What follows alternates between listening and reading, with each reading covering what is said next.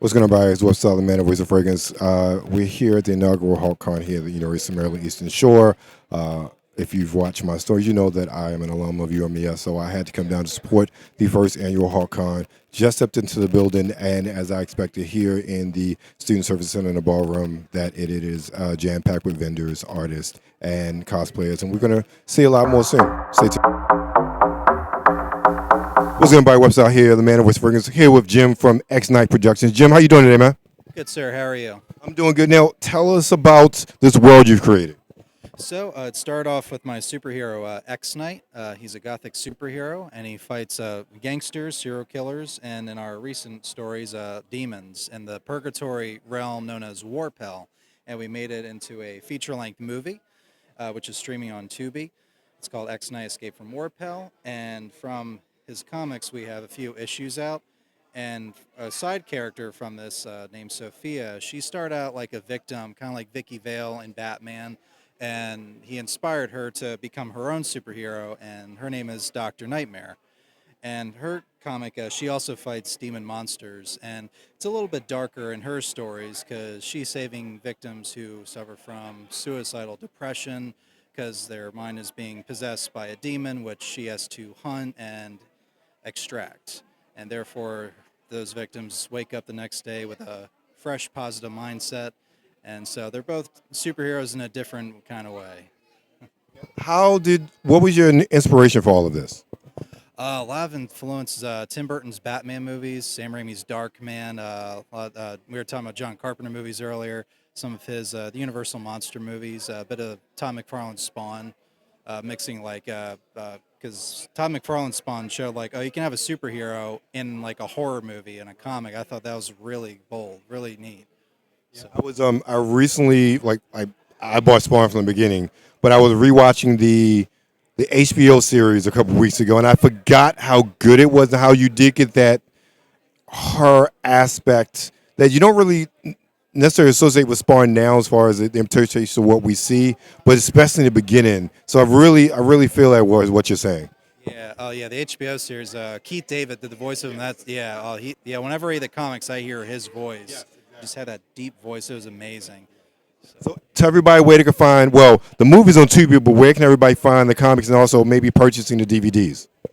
So we are on Facebook and Instagram under X Night Productions. You look for the black and white X logo. We also have a YouTube channel under the same name. We have a lot of short films. We actually start a mini series called Cinephere. It's if you think of the Twilight Zone and Tales from the Crypt and merge them together. That's kind of what we're doing with that show. We have a few episodes up now. I wrote and direct some episodes, and Amy Lynn Reinig's another director, and Brandon and his wife Jill from Jerks Productions. They're out of Philadelphia. So it's a great collaboration of film friends. For our comics, they are on Amazon. If you follow us on any of the social media pages, you'll see them listed there with some links. And and our DVDs are mainly available at local comic conventions. Well, everybody, make sure you follow them on social media. Check them out on YouTube. Check them out on Tubi. Jim, X Night Productions, Web Style Nerds of the World. We out. What's going on, guys? Web Style, the man of the Fragrance Nerds of the World. Here with Colin from Skipper Wing. And you'll see once we're talking all of these wonderful 3D printed sculptures that he did. But Colin, what started you on, I guess, this journey? I saw an app in the App Store and I thought, I can do that. Why can't I do that? Let me just do that. So then I downloaded the app and I sat on it for literally a year. And then I realized, well, let me just take that time to try and do it. And then I started making my own 3D prints. And so my big ethos is, if the big corporations are not going to make the things that I want to see, I'll make them myself. So yes, that's how I got started. I started off with Luigi because Luigi is my favorite Mario brother. No shade to Mario, but Luigi's my favorite. And then I figured if I can make a Luigi, let me make a Mario. And then the Mario movie came out, and I was like, well, let me just do the whole band. So we got Mario, we got Luigi, we got Peach, we got Bowser. And so it was really cool because once I got hired as a teacher, I was able to afford my own 3D printer, and the printer came with green. So I was like, what can I print in green? Let's print Luigi. Lots of fun there. So, is your background in sculpture? Oh, so actually, my background is in 2D character animation. So I went to school at the Art Institute of Washington, and then the Savannah College of Art and Design. And the cool thing about those schools is that they don't just teach you the one thing that you want; they teach you several things that you might need. So I was aware of 3D, but it wasn't something I was really into until the iPad came along, and I saw that the user interface for Nomad Sculpt, the app that I use, is a lot more intuitive than a lot of the desktop apps. And so that would it was an extension of all the things I learned in school. You just add some basic shapes, you push and pull a little bit. Once you got it in the position that you want, you add a little detailing and you're good. Okay. So, you have your Mario line. Any ideas for expansion of the artwork that you want to create? So what I want to do is I want to start doing these in sets. One of the ones that I've been working on, I did a Spider-Man one, and since Spider-Verse came out, I was thinking I would do Peter Parker, Miles Morales, Gwen Stacy, and Eddie Brock. And I know for the nerds out there, Eddie's not a Spider-Man, but come on, it's Venom. Um, Also, what I want to do for Captain America, that movie that just came out, I was supposed to do it before it happened, but it ended up not falling through because I was busy with work.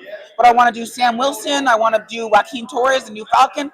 Want to do the Red Hulk. I know it's a little bit of a spoiler, but we all saw the ads. Yeah, we all saw the ads. And then either the leader, Sidewinder, or just the OG Steve Rogers. That's my fourth. But just build set after set after set. Okay. Just have lots of fun. Okay. So, tell everybody where they can find you. So if you just put Skipperwing, Skipperwing, into Google, that is me. I am on Patreon. I am on DeviantArt. I am on Kara. I'm on YouTube. I'm on TikTok. I'm on Instagram. All of that. Just Skipperwing. That is me. All right. Thank you. I appreciate it. Webster What's going on, everybody? Web Style, Man of Voice Fragrance Nervous. We're here with somebody you've seen quite often on the channel, Rob Blank. Rob, how you doing, man? Good. How you doing? Good. Let me make sure that bad boy's on. Okay, got it. So, we're back again. Ancient Illuminations, Yambani Chronicles. What's new? Nothing. I don't. If anything's new since the last time you saw me. We do have a second comic. Okay. In the Yambani Chronicles. Okay. And if you can see the art prints that we have made, that is relatively new. Before we did not have any of these. These have texture, holographic effects to them, and texture. Basically, character concepts from the books, comic books, graphic novels, creatures. I also have some spaceship designs coming out pretty soon. Cool beans. That we'll be offering to people that come see us in the show. We have this Leviathan here, one of the undersea creature with electric powers. I'm working currently on the third novel, the Yambani Chronicles. I think I'm 3 or 4 chapters into that. And actually, Brad Hudson, the guy that's here, is actually working on a side story comic for the Ancient Illumination series based on my Marines that lose limbs in battle and get cybernetic enhancements to put them back into the fight. They're called codenamed the Mechanics. And so we're doing a side comic that goes to origin stories, tells how one guy loses his limbs and then gets back into the fight. Okay. All right, cool. All right. Look, something new. I'm excited. Tell everybody where they can find more. AncientIllumination.net is my website. You can find me at Rod Van Blake on Facebook, and you can also find me at Rod Van Blake on Instagram. And AncientIllumination.net, that's my website. Okay. Thank you, Rod. I appreciate it. You guys? What's going on, everybody? Web Style Nerds of the World, the man, the voice of fragrance, here with Rocco. How you doing, man? Doing great. Good. So, what's your impression of Hawkcon so far? I think it's amazing. Very awesome vendor-friendly con. Great people, wonderful smiling faces, and it's just wonderful to be here. And for it to be the first con and this well ran, it's amazing. Right. I agree. I'm an alum, so I had to come down. I was telling my offspring that I remember when this building wasn't here, and I saw it built. So the fact that I'm here now at a convention is just absolutely amazing. But with that, tell us about Nat. Nat is a story about a girl who is trapped in the world. She gets trapped in this world with these different bloodlines and has to kind of figure out who she is to get back home. And it's an ongoing story, and it's going to be something that will be going for several years to come. And what sort of inspiration do you have for Nat? Several. Mega Man's a huge inspiration for me. Dragon Ball, I love adventure comics. His story is always a huge inspiration for me with his artwork. I wish he was still around. Rest in peace. Um, of course, like Jack Kirby and Stan Lee and the classic comic art from the Gold and Silver Age. I don't care when you got in the comics, Kirby just influences everything. Yeah, if you don't pay respect to Kirby, Right. you don't know what you're doing. Exactly. So, where can everybody find more about Nat and your other art? We're on Instagram on Nat Journey to Koa. Also, my Instagram, which is Rock-Zero. We also have our book on Amazon. If you just search Nat Journey, and it should pop up. And yeah, we also have a Facebook page as well. Okay. Well, everybody, check them out. Make sure you pick this up. Webster Style, Nerds of the World. What's up, everybody? It's Webster Style, the man, the voice of fragrance, Nerds of the World. Here, my friend, my fellow Hawk, Josh of PLB Comics. Josh, how you doing, man? I'm doing good. Thank you. It's good to see you, man. Same here, man. Now, you've been doing this for a long time. Talk about your journey as far as with PLB and, from the beginning to now. Well, yeah, it has been a while. We put out our first self-published book in 2006, so we're coming up on 20 years. But it's been a fun journey. We went to school here, me and my brother and our friends, and we studied under Brad Hudson and Chris Harrington in the UMES art department. We learned a lot from them, and we self-published our first book back in 2006, and we've kind of slowly been plugging at it along the way. We picked up some friends along the way to help us. Our editor and letterer, James Dufadock, and we put out a couple books. We put out a Vigilante book called The Fall, a vampire hunter book called Gideon Sebastian, and we do a book with the off-world adventures of a guy named John the Swamp Dude, and we do a Halloween special too. So they're all kind of dark, gritty, black and white indie book style, but we have a lot of fun doing it, and it's just been a great journey. A lot of nice people at events over the years, and it's great coming back here to UMES. I left my work here now, but coming back here and seeing so many faces of alumni here that have tables is really a fantastic event that Brad's put on, and the kids have helped him do a great job. It's been really cool. It's been a great day. So it feels like a very full circle moment. Like I was studying here, and now I'm selling. Understood. Well, I didn't come to the art department. I definitely feel the same way as far as it being here. Just it's something special, especially as an alum. Being in the comics realm, being in the geekdom, and having something like this here at UMES, it's something really special about it. I know you guys work with OC Comic Con as well, but just having it on the shore, because it doesn't seem like there are really many opportunities on the shore like this overall. No, I mean, it's there was far less when we were, and I'm glad to see pop up. There are conventions popping up here and there, and Ocean City Comic Con is certainly like great what everybody shoots for as far as like a really fantastic local event and everything. And Third Friday is a good local event too. So it's nice to see the Eastern Shore kind of adapt to the art scene and everything. So it's really it's great for kids growing up now, because when I was growing up there wasn't much. So it's a nice thing to see, definitely. Just tell everybody where they can find more about PLB Comics. All right. So we are on Facebook, Instagram. We have a website, www.plbcomics.com. If you get stuck and can't find us, just go to Google and type in PLB Comics, and it will pop up. So please follow us online, check out our books, and just support all your friends that do indie comics, because it's a great scene. We're all involved in it, and everybody that does an indie book is the most passionate person you're ever going to meet. They love doing art for the sake of doing art, which is the best thing in the world. All right. Thank you, Josh Fisher. You guys check them out, PLB Comics. Pretty much PLB Comics. If you don't remember anything else, remember that. Google, Instagram, all that good stuff. web style. Do you go in, and this is just more of a question with regards to the pitching process, especially when you have something like Philadelphia on your back pocket that's already had some proven success. Do you still find yourself having to go in with like multiple ideas? No, no. Usually when you're going to pitch, you're pitching that idea. They know why you're there. Okay. And the process now is, since COVID resumed, you have to go in the same way, unless we're on the 1 yard line and it's really about pushing it in. And they're going to say yes, but they have specificity they want to add to the story. But more often than not, we're Zoom, so people can say no.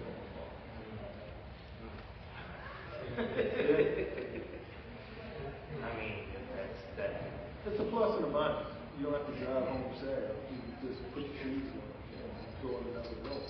So has it become a process where you're familiar enough with the production process itself where the pitching process has gotten easier, or is it something The where pitching process has gotten easier because I don't care as much about the person's process of things. I'm not as focused on the outcome as I used to be. I've had horrible pitches in the beginning. I hated the process of just sitting across from someone and selling. You know, this felt disingenuous.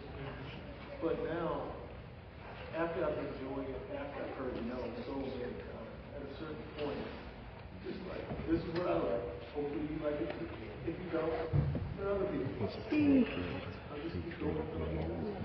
does that mean going with, even with something like Black, which I've seen both Black movies, and there is a connotation to their concept when you get the name versus when you actually watch the movie, you realize, oh, it's not just a yeah, but you watch the movie, it's not just a black exploitation movie. It actually has like cultural elements and like histories and everything. William Marshall, yeah, Shakespearean trained actor, he did a fellow, which I saw last night on Bravo, and took it really, really seriously, like Bela Lugosi.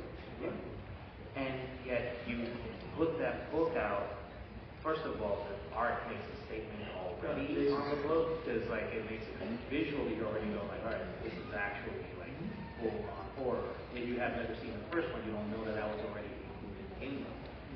But to have those elements already in your piece, does that make the process then easier to present it to somebody else? No. No? No. And Blackula belongs to MGM. They just licensed the literary rights to me for 5 years. But that's their baby. I just wanted to do it because I saw it as a kid, loved it. And wanted to do my take, to extricate the parts that were problematic and to add what I thought could elevate the idea of the character. Is that what are you brought in a lot to do that type of work in different areas? Like, for example, with Winning Waves, I've seen it many times. Trying to make the story of the Lakers something that I can connect to the layman.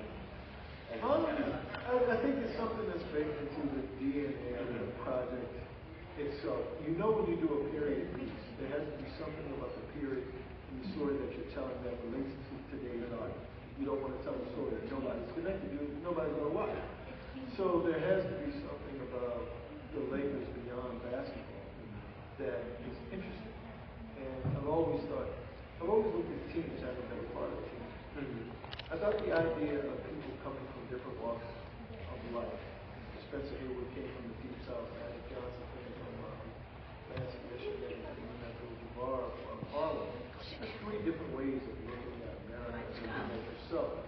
And you put these people together, you take 12 guys and put them in a locker room. They say, go win. And they've got to get along first before they're able to translate that camaraderie out on the basketball.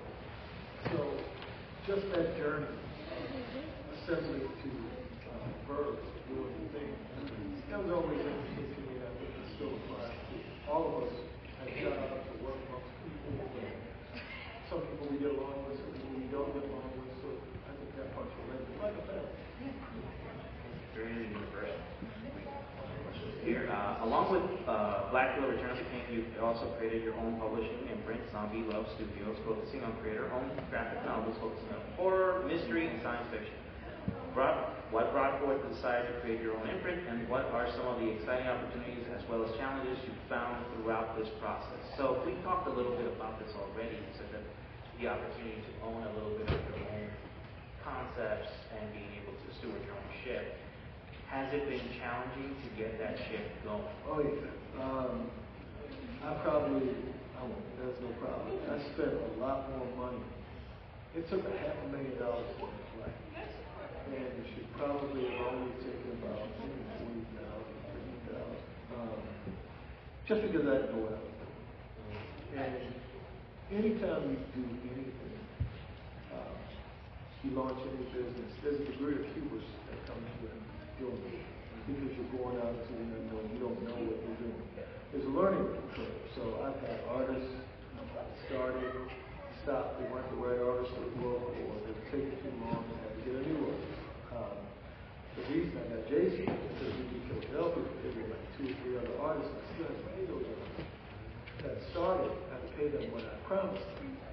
And printing costs, tariffs, just different things, and things I had never considered before.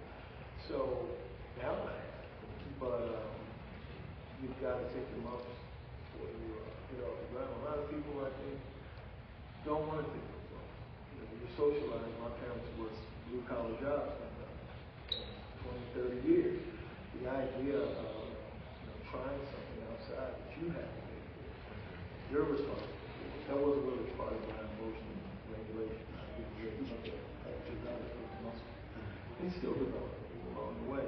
But there is something else as far as, I think intrinsically, that's freeing. And once you get past it, and you get a book, the book is good, and it works. And if you get the Eisner nomination for your first book, you say, all right, I can do this. I just have to do it differently. I have to do it more business savvy about how I go about doing it. Because comics are a tough sell, and they don't make a lot of money.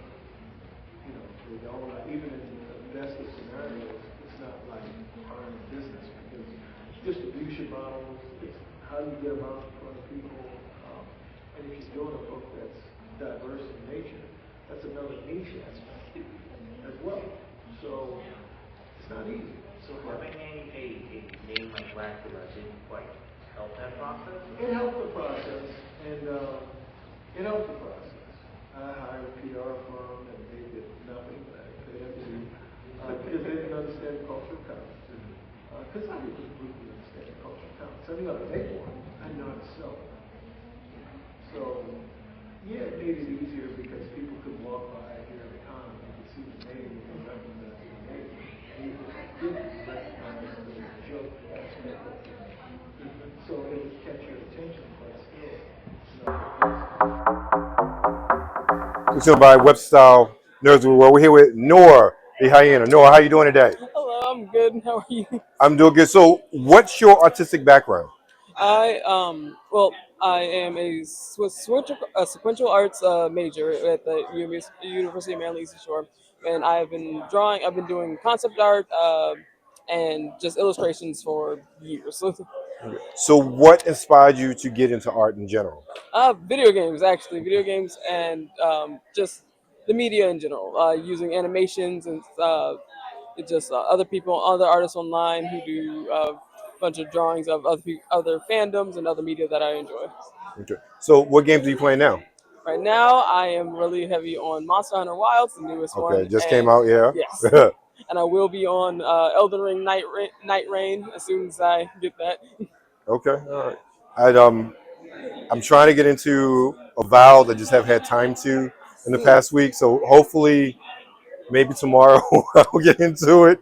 So, okay, sequential art. So, do you have a love of comics? So, funny enough, I joined Sequential Arts not with the idea of making comics. I wanted to do it for storyboarding and for character design and all that, which I know I could have technically done with graphics, but I thought it would make more sense to go leaning towards video games if I went sequential, since it will be in order. So almost like animation, but not quite. Okay, so with storyboarding, so I don't know if you're like me. I like seeing the behind the scenes stuff when it comes to movies and whatnot, and I like it when they do like they talk about the storyboard, how the scene was drawn and how it looked on screen. Are you like a big storyboard nerd and behind the scenes nerd like that? Yes, I am. I love seeing all the like concept art and like all the precursors to everything that's like in movies and video games, a whole bunch of stuff. I love seeing like how, and especially like see on Twitter and Instagram a lot some behind the scenes of like a Castlevania, and I see those parts that I've seen the builds up to like the big like climax. I'm not gonna spoil anything for anybody who hasn't seen it, but it's very fun to watch, especially seeing the final product later. Right. Yeah, I agree. So tell everybody where they can find more about you and your art online. You can find more of my art on Instagram at Noir the Hyena, and well, and until I get my website together, that will be it. Okay, thank you very much. Website. It's going by Webstyle, the man, voice of Fingers, nerds of the world. Here with Elvin A. Hernandez. Elvin, how you doing, sir? I'm doing pretty good. How about yourself? I'm doing well. Now, tell us about your journey. I understand, much like I talked to Colin earlier, you're a professor here. What are you a professor in? So I teach for the Fine Arts Program at the University of Maryland Eastern Shore, and I teach the Sequential Arts classes. So I teach all the comics classes, the cartooning classes. I teach illustration, water-based media, all sorts of art program stuff. And I also teach for the education program as the university supervisor for interns in high schools and primary schools. Okay, with a skill set like that, what got you into comics? Well, I should probably start by saying I'm Puerto Rican, so my first language is Spanish. Okay. And the thing that got me into comics is that I didn't have to speak English to understand what was going on. The thing that I understood immediately was that the pages, the panels, the connection between the panels actually told me a story. And to top that off, it made me curious as to the words that were there, so it actually prompted me to want to read. So part of the reason I learned how to read in English, part of the reason I even learned how to read in Spanish, because a lot of comics were translated to Spanish when I was a little kid, was comics. I fell in love with the language. And at first I thought it was superheroes specifically, but then I started reading Classics Illustrated or different genres, and suddenly I realized, oh no, it's the language of comics that really motivates me. I love reading comic books of any type. So that's basically what got me into comics. And then drawing, I've been drawing since I was a little kid. My mom was a painter. There was a lot of art in the house. But ever since I was little, I knew I wanted to figure out how to communicate through pictures, because I found it was the most universal way to actually connect with somebody. Okay. Now, you teach, but you also have your own comic here. Yes. Tell us about it. So I do a book called Mundo Rudo. I have the first issue right here. It explores elements of my Hispanic heritage through a Caribbean superhero character. He has elements of like horror movies and comics like Tales from the Crypt, while at the same time incorporating Mexican luchadors, humor, and ultimately becomes a little bit of a conversation about erasure. So it has a little bit of everything, but for the most part, I really wanted to use it to like explore both my love of superheroes and also parts of my culture that I don't generally see out there in the world of comics. Awesome. Now, tell everybody where they can find more about Nudo Rudo. Well, right now I'm self-publishing, but if you want to contact me, I do most of my stuff through Instagram, like at EA Hernandez _art. You can also get me and through my email at eahernandez75@gmail.com. I'm working on getting a book and a shop online for the book itself, but for the most part, those are the best spots to hit me up. And if you want to learn more about me as a professor, you can go to the UMES website and check out our Sequential Arts Program, because I also have a book up there as well. Okay. Thank you. I appreciate it. You guys. Thank you. Check them out. Website. Very dynamic processing of artistic expression here at Hawkcon at the University of Maryland. What's going on, everybody? Website, man of voice for against nerds of the world. Here with Andy Nunez. Andy, yes. How are you, sir? Just fine, sir. Now, tell us about this series of books you've illustrated, based on the Eastern Shore. Absolutely, because, I'm from the Eastern Shore originally, and I felt that a lot of the stories and legends from the Eastern Shore were going to get lost to future generations. So I went around and looked up all these things that I write about, whether it's pirates, treasure hunting, historical mysteries or ghosts and preserve them all.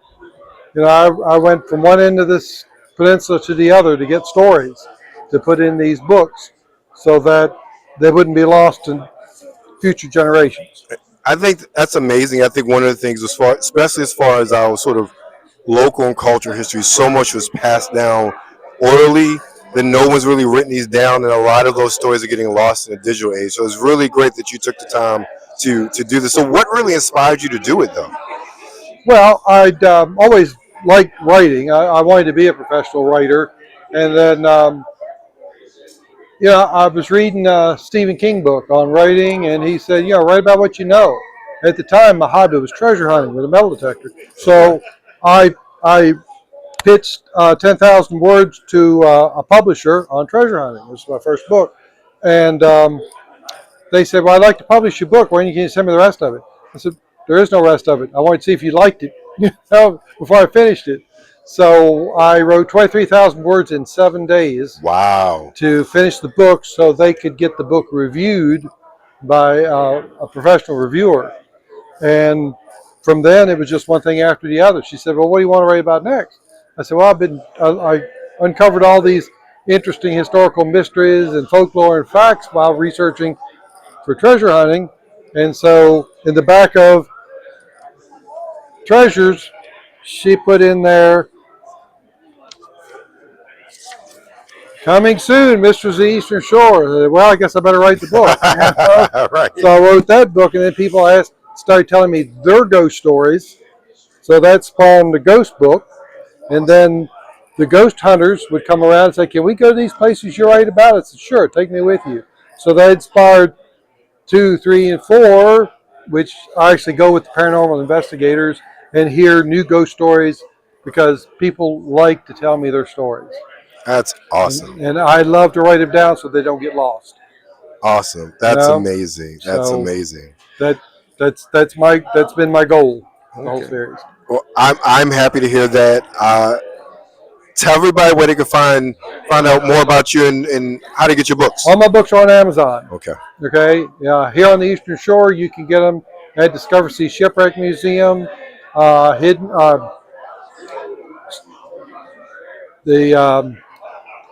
never mind. Bay Country Shop in Cambridge, and Somerset Hidden Treasures here in Princess Anne. Okay. Thank you much, Andy. Appreciate you guys. Check Andy out. Webster Style. We out.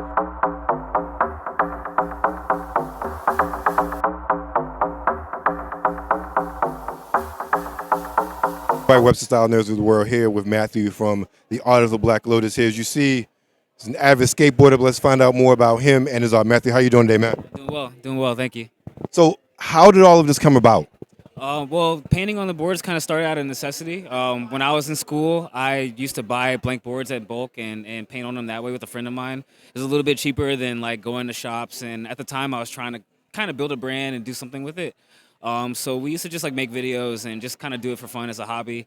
Over time, after I got married and kind of like settled down, like my wife and I would go to conventions a lot, and I used to like repaint a lot of my boards that I would skate, and they would hang up at home. And my wife was like, you should probably like do something with that. And I was kind of reluctant at first. I didn't really think that I had enough like to set up a table or anything. But like after a while, after COVID and just going to more shows, I got a little more confident. And like 2022, I started making my own like table and vending and stuff.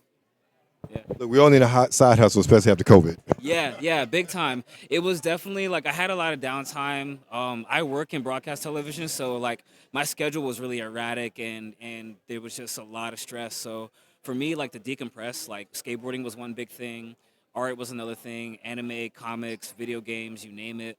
And I was like, I combine all that stuff together because I love all of it, and it's really easy to express myself that way. And then it helps pass the time. So outside of the boards, what else do you offer? I also do digital illustrations. I do my own prints. I have posters. I have stickers. I also recently started making keychains. I do make T-shirts. I started doing hoodies recently. I dabble in animation a little bit. I started off learning how to do that at home, and then that's what kind of like segued into doing the digital art. It was just kind of me like just drawing on my tablet, on my phone, and like that kind of expanded more as I kept doing it. So where can everybody find you? You can find me artoftheblacklotus.com. You can just go ahead and type it in. Same thing on Instagram. Just look up Black Lotus Art. Facebook, same thing. I'm on LinkedIn as well. If you look up Black Lotus Art skateboarding, and YouTube. I started a YouTube channel. So yeah. Well, find them everywhere. Art of the Black Lotus, pretty much anywhere you type it in, you'll find it. Check them out. Patronize and support. Web Style Nerds of the World. We'll see you guys later from Hawkcon.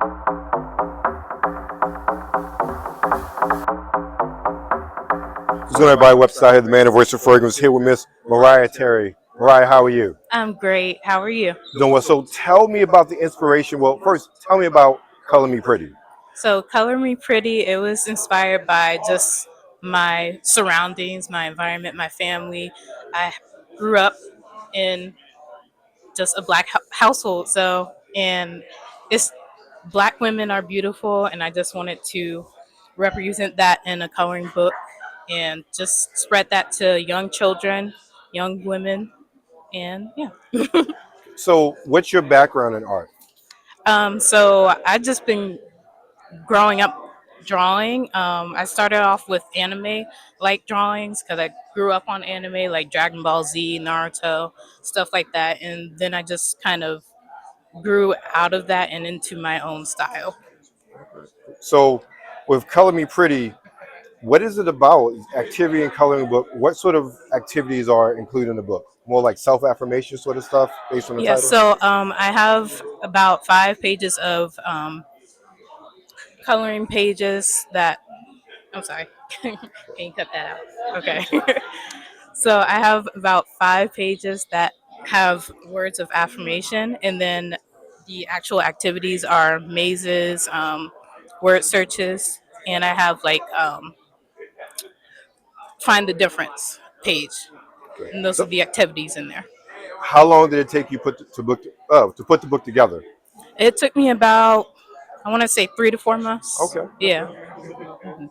So tell everybody where they can find the book and more about your art. So you can find the book on Amazon, and I have the link on my website, which is www.spongyart.com. And Spongy Art is spelled SPONGIEART. Thank you very much. Check her out. Webster Style. What's going on, everybody? Webster Style, the man of voice fragrance, here with Brad Hudson, one of the masterminds of Hawkcon. Brad, how you doing? I'm doing well, thank you. So why Hawkcon? So this is one of these things that I've put off doing for a while. I knew I was going to eventually have to do it, and I thought this year was the year to do it. And so I wanted to do a con at UMES as largely a promotional tool and a recruitment tool. So I wanted to promote the students, promote the school, promote the program, and just everybody have a good time. That's all. Okay. So how's it been so far? I've been pretty good. I was nervous. I didn't know what to expect. Didn't know what the turnout was going to be. But it's been a good day.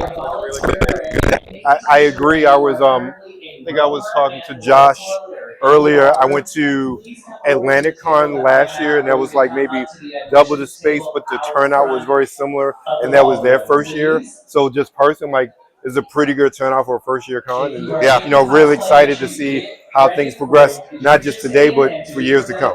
Me too. I'm excited to see what happens next year. We're going to do it again. The president's excited about it. Everybody's on board. So we'll do it again next year, and it'll be bigger and better. Yeah, I saw Dr. Anderson walk through earlier.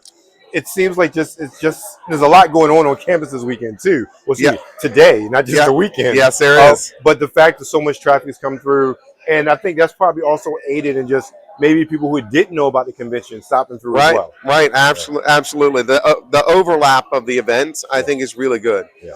We've got basketball games going. We've got a spelling bee going. We got a Boy Scout thing going on campus. That's here too. Okay. Yeah. So we've got a lot going on campus today, and I think it's just resulted in everything doing well. Okay. Well, I'm glad things have worked out well. Now, as far as what's your background? My background, I have an MFA in printmaking, and then I started doing comics and comic book illustrations in the 90s, and I've just been building that ever since. And so when I came here and started teaching, that was one of my things I wanted to do, is build a program here for kids that don't have to go to a private school. They can come here at the cheapest school in the state of Maryland and get a degree in sequential arts and art, and not have to worry about being in debt when they leave. Right, exactly. Yeah. Trust me, I know. So first, tell everybody where they can find more about your own art and your accomplishments. My website is coldstreamstudios.com, and I'm on Instagram and Facebook. I'm very active on Instagram. I post a lot of stuff. I'll be going to the Star Wars Celebration art show in Tokyo this year, which is very exciting. Only 20 people were picked. And so I'll be making that flight in April. And I'm always making new things and doing new things. And then tell us about the UMES Financial Art Program, not financial, Sequential Art Program. Where can you find more about that? Just even our program in general. The art program's online. If you just Google UMES Arts, you'll find it.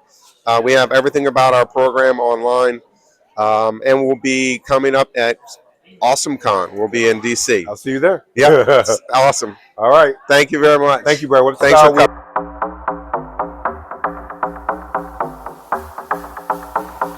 Well, hello, baby. This is your lovely Misty Stone, and you are watching Webster Style with me.